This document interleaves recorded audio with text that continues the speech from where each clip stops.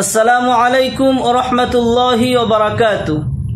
দূরের এবং কাছের যে যেখান থেকে আজকের এই ইসলামিক ভিডিওটি দেখছেন সবাইকে আমি আমার অন্তরের অন্তঃস্থল থেকে আন্তরিক সালাম ও অভিনন্দন জ্ঞাপন করছি। প্রিয় দিনী মা ও বোন ভাইরা আমার, আজ আপনাদের জন্য একটি শক্তিশালী এবং পাওয়ারফুল একটি আমল নিয়ে এসেছি। ভালোবাসার মানুষকে কাছে পাওয়ার জন্য এর চাইতে শক্তিশালী কোনো আমল হতে পারে না। ছোট্ট একটি দোয়া, শুধুমাত্র আপনার মাশুকের চেহারায় তাকিয়ে অথবা তার ফটোর মধ্যে তাকিয়ে আপনি শুধুমাত্র 3 বার পড়তে হবে। আপনার মাশুক যত দূরে থাকুক না কেন বাতাসের গতিতে ছুটে আসবে ইনশাআল্লাহ, আপনাকে ভালোবাসবে, আপনার কথায় উঠা বসা করবে ইনশাআল্লাহ তাআলা। এই আমল কে কে করতে পারবেন আর কোন সময় এই আমল করতে হবে, কতদিন এই আমলটি করতে হবে আমি সুন্দর করে বলে দেব। আজকের আমাদের সমাজের অধিকাংশ ফ্যামিলি তাবাহ ও বরবাদ হয়ে যাচ্ছে। কত ছেলে মেয়ে নিজের মা বাবা থাকা সত্ত্বেও লাওয়ারিসের জীবন অতিবাহিত করছে, এতিমের জীবন অতিবাহিত করছে, শুধুমাত্র স্বামী স্ত্রীর মিসআন্ডারস্ট্যান্ডিং এর কারণে, শুধুমাত্র ভুল বুঝাবুঝির কারণে স্বামী স্ত্রীর মধ্যে বিচ্ছেদ ঘটছে, যার কারণে ছেলে মেয়ে এতিমের জীবন অতিবাহিত করছে।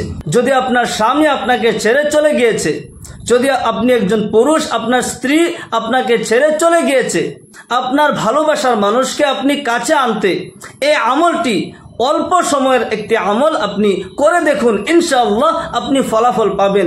যারাই এই আমলটি করেছে তারাই ফলাফল পেয়েছে। এই আমলটি যুবক যুবতী পুরুষ মহিলা সবাই এই আমলটি করতে পারবে। দিন কিংবা তো রাতে যে কোনো সময় আমলটি করতে পারবেন। আপনি যখনই আমল করেন মনে রাখবেন, যদি দিনের বেলায় আপনি আমলটি করেন, প্রতিদিন আপনি দিনের বেলায় আমলটি করতে হবে। শুধুমাত্র 7 দিন পর্যন্ত আপনি এই আমলটি করবেন। দিনের বেলায় আমল করলে প্রতিদিন দিনের বেলায় আপনি আমল করবেন। রাতের বেলায় যদি করেন প্রতিদিন রাতের বেলায় আপনি এই আমলটি করবেন। যখন এই আমলটি করবেন, আমল করার পূর্বে অবশ্যই আপনি সুন্দর করে ওযু করে নেবেন। সুন্দর করে ওযু করলে আল্লাহ পাকের পক্ষ হইতে 2টি পুরস্কার আপনাকে দেওয়া হবে। একটি হলো আপনার ওযুর অঙ্গর দ্বারা যত গুনাহ হয়েছিল আল্লাহ পাক ওযু করার সাথে সাথে মাফ করে দিবে। আল্লাহু আকবার। দ্বিতীয় নাম্বার পুরস্কারটি হলো কাল কিয়ামতের মাঠে আল্লাহর নবী সাল্লাল্লাহু আলাইহি সাল্লাম ইরশাদ করেন, আমার যে উম্মতেরা সুন্দর করে ওযু করবে, কাল কিয়ামতের মাঠে তাদের সেই ওযুর অঙ্গগুলো নূরের মতো ঝিলমিল ঝিলমিল করতে থাকবে। আমি দূর থেকে দেখেই চিনে ফেলবো আর তাদেরকে শাফাআত করে আল্লাহ জান্নাতে পৌঁছে দিব। আল্লাহু আকবার। সেজন্য যখনই ওযু করবেন সুন্দর করে সুন্নতি নিয়মে ওযু করবেন। ওযুর পর আকাশের দিকে তাকিয়ে কলিমা শাহাদাত পাঠ করবেন, আশহাদু আল্লা ইলাহা ইল্লাল্লাহু ওয়া আশহাদু আন্না মুহাম্মাদান আবদুহু ওয়া রাসূলুহু। ওযুর পর আকাশের দিকে তাকিয়ে কলিমা শাহাদাত পাঠ করলে আল্লাহ পাক রব্বুল আলামিন আপনার জন্য জান্নাতের সকল দরজাগুলো খুলে দিবে। আপনি আল্লাহর জান্নাতে যে কোনো দরজা দিয়ে ইচ্ছা করলে প্রবেশ করতে পারবেন। সুবহানাল্লাহ, কত বড় ফজিলত। সেজন্য যখনই ওযু করবেন সুন্দর করে ওযু করবেন। ওযুর পর আকাশের দিকে তাকিয়ে কলিমা শাহাদাত পাঠ করলে কখনোই ভুলবেন না। তারপর আপনি জায়নামাজে দাঁড়িয়ে যাবেন। সর্বপ্রথম 2 রাকাত সালাতুল হাজতের নামাজ পড়বেন। নাওয়াইতু আন উসাল্লি লিল্লাহি তাআলা রাকাতাই সালাতুল হাজা নাফলি মুতাওয়াজ্জিহান ইলা জিহাতিল কাবাতিশ শরীফাতি আল্লাহু আকবার, এভাবে নিয়ত করবেন। আর যদি আরবিতে না জানেন বাংলায় এভাবে নিয়ত করবেন, আমি আল্লাহর ওয়াস্তে সালাতুল হাজতের 2 রাকাত নফল নামাজ পড়িতেছি, আল্লাহু আকবার। এভাবে নিয়ত করে যে কোনো সূরা দিয়ে সর্বপ্রথম 2 রাকাত সালাতুল হাজতের নামাজ আপনি আদায় করবেন। তারপর এই জায়গায় বসে জায়নামাজে বসে 3 বার দুরূদ শরীফ পাঠ করবেন। সাল্লাল্লাহু আলাইহি ওয়াসাল্লাম, সাল্লাল্লাহু আলাইহি ওয়াসাল্লাম, সাল্লাল্লাহু আলাইহি ওয়াসাল্লাম, এভাবে 3 বার দুরূদ শরীফ পাঠ করবেন। তারপর আবার 3 বার ইস্তিগফার পাঠ করবেন। আস্তাগফিরুল্লাহাল্লাযী লা ইলাহা ইল্লা হুয়াল হাইয়ুল কাইয়্যুম ওয়া আতুবু ইলাইহি। এই ইস্তিগফার যদি না জানেন, আস্তাগফিরুল্লাহ আস্তাগফিরুল্লাহ আস্তাগফিরুল্লাহ 3 বার পাঠ করবেন। তারপর আপনি এই দোয়াটি শুধুমাত্র 3 বার আপনি পড়তে হবে।